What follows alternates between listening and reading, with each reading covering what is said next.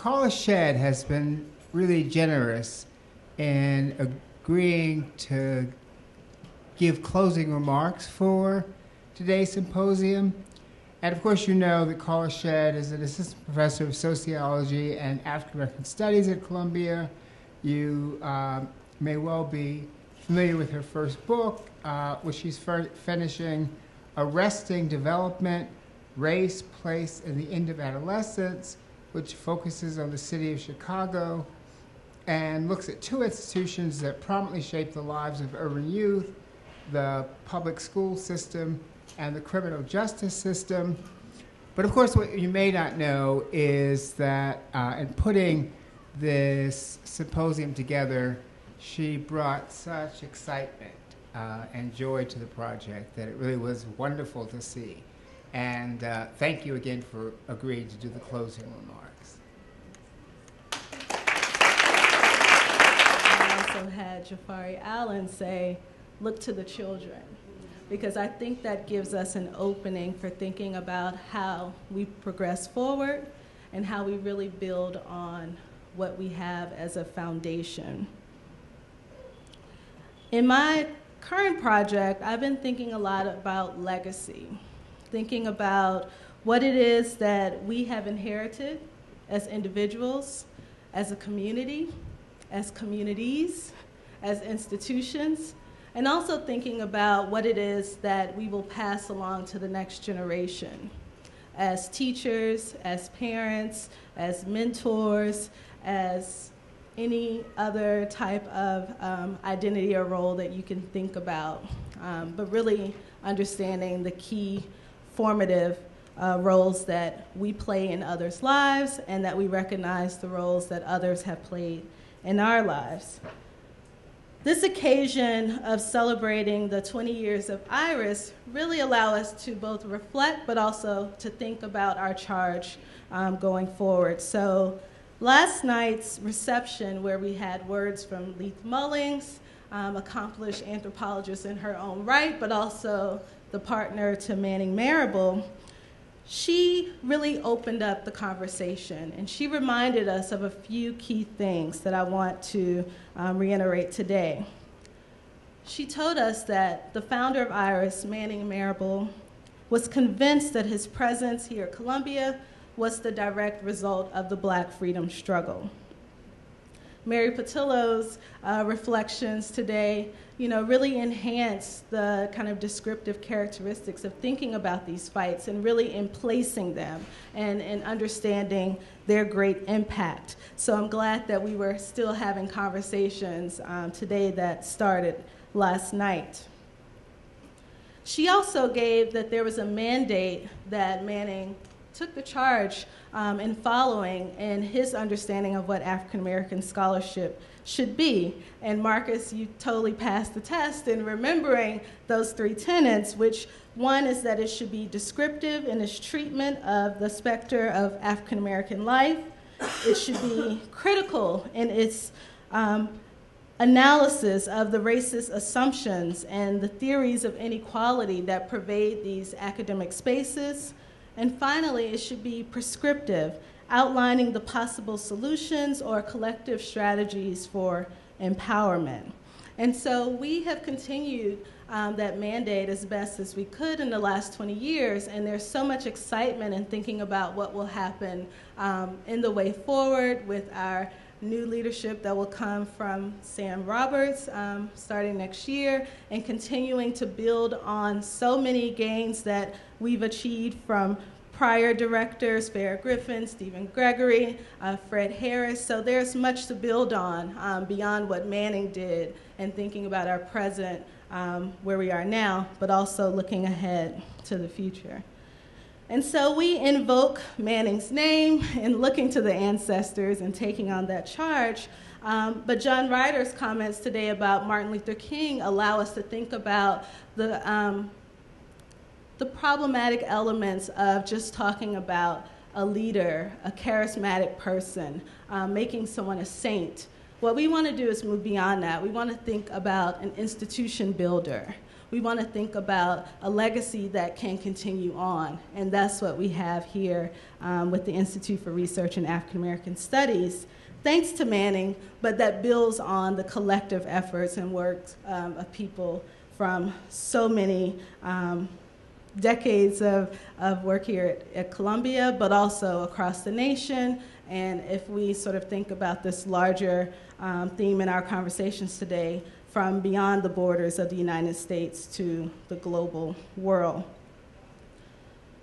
Val Smith also gave us a few challenges to think about last night in her comments, and she thought about the sort of evolution of African American studies, but also the changing landscape in which it is situated. And so how will we adjust? How will we think about the funding realities? How will we understand the students that are in our classrooms?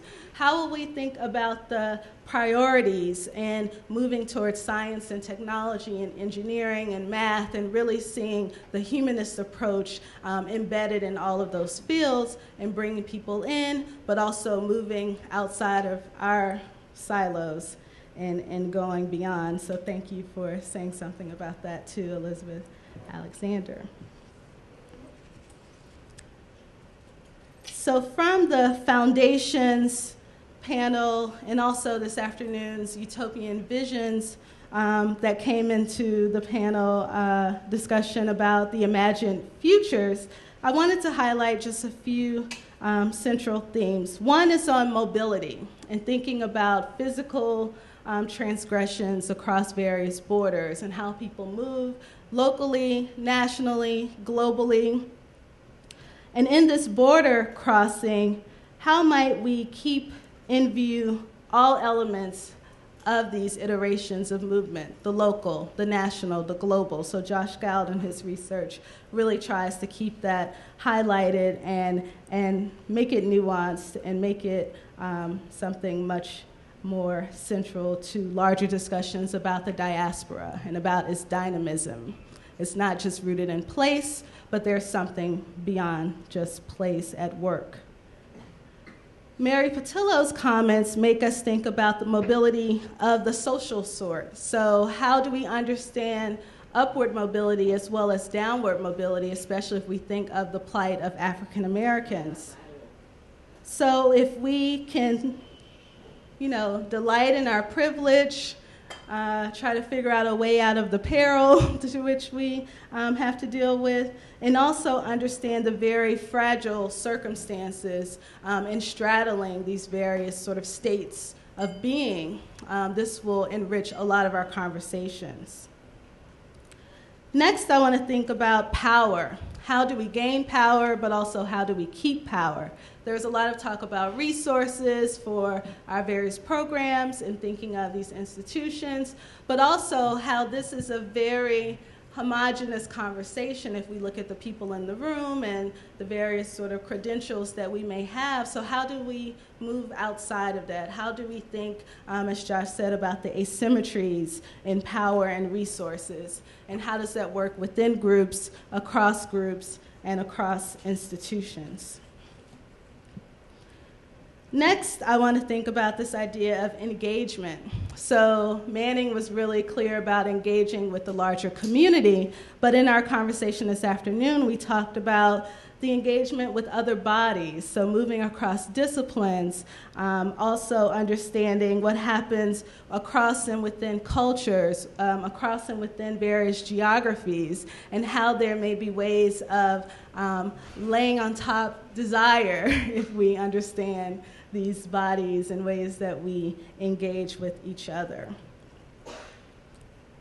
The idea of identity kept coming up, and we've had conversations about global identities, this notion of other axes or translations of identity that could be brokered, they could be mediated by others, by technology. So I like that we can think of molecular identity as well as our race, class, gender, sexual orientation, ability, and so much more. And what do we bring to the table? When and where do we enter as we seek to reconcile these various facets of ourselves, of our communities, and of our nations, and furthermore of our various worlds. And finally, the idea about the state and our relationship to the state stems from this conversation on identity. So we can talk about citizenship at a local level, but also at a global level. But in African American studies, we really want to think about the relationship that Black people have with the state in particular. And so I saw that running through many of our themes and these understandings of citizenship, whether we're documented or undocumented, the needs that we may have that are provided by the state or perhaps not provided if we're thinking of housing or health or schooling, and whatever other facets that are central to our well-being, but also to our very existence. And thinking about the law, Imani, and both righting wrongs, but also exacerbating them. The force of law comes into play a great deal if we understand the inscription of the law on who is a valid person, but also who can be touched, who can be violated, who can be searched, who can be stopped, who can be frisked, who can be freed. All of this is mediated through these readings and interactions with law and with justice fundamentally. So, as Elizabeth Alexander asks, what might be the way forward? She says that we should listen and then take time to create. I think that's beautiful. We also would want to look to the children, and I actually pulled up a quote from James Baldwin, Fire Next Time, that really spoke to me, and perhaps it gives us our very charge in leaving this space. He says, generations do not cease to be born, and we are responsible to them because we are the only witnesses they have. The sea rises, the light fails, lovers cling to each other, and children cling to us. The moment we cease to hold each other, the moment we break faith with one another, the sea engulfs us and the light goes out. James Baldwin, The Fire Next Time. We cannot let the light go out. We are the light. You are the light. IRAAS is the light.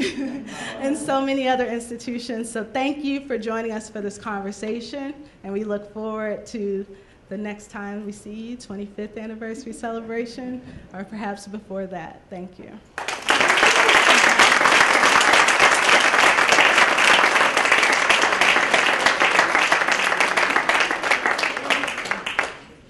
So thank you for today, this morning, this afternoon. I'd like to thank three people without whom this symposium would not have been possible. And those people are Erica Richardson, who just helped so much.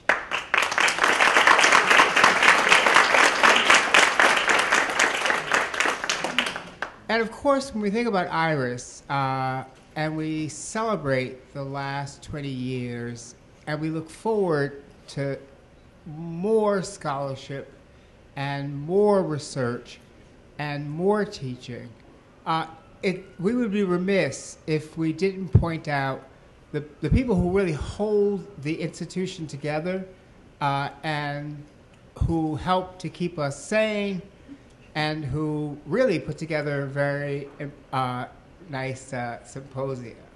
And that is Sharon Harris,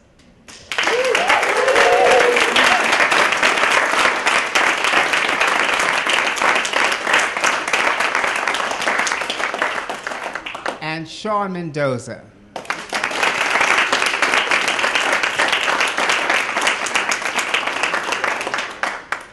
So Carl Hart and I would like to thank you for coming today, and we need to continue these conversations, right, in a variety of venues. And some of you I haven't seen in a while. I hope to see you again soon. Thank you again.